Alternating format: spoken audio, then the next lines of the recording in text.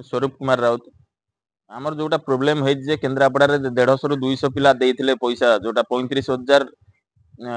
technician आ supervisor 45,000 से लगे आम बारंबार केस दे चलु जोटा कोर्ट रु 1/6 केस जाई सारा एपर्यंत किसी आईआईसी मैडम जो पूर्व थिले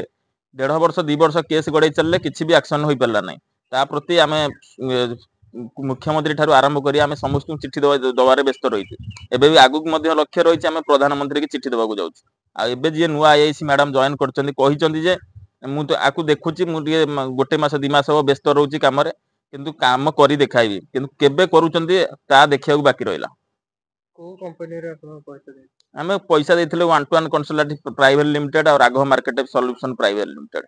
केते केते केबेर घटना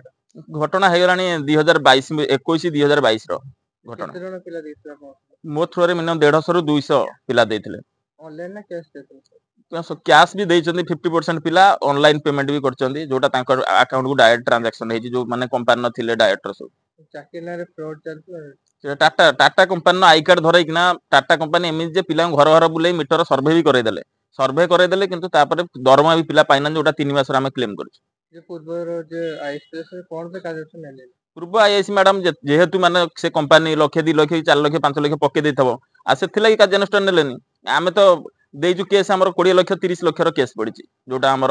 केन्द्रापड़ार जोटा 6 मास हो मु जाई नथिली एथिला कि जाई नथिली मिछ केस फॉल्स केस मारुथिले सेथिला कि मु 6 मास हो जाई नथिली ता परे भी बहुत जल्दी एना पहुंची एबे हमर जोटा रहिछि सब गरीब लोक हेल्प रे जो काम चली बहुत जल्दी करिकिना फेर गार को भी बहुत जल्दी पहुंची मुख्यमंत्री कौन कहै मुख्यमंत्री की एतिकी ही वार्ता दे मो तरफ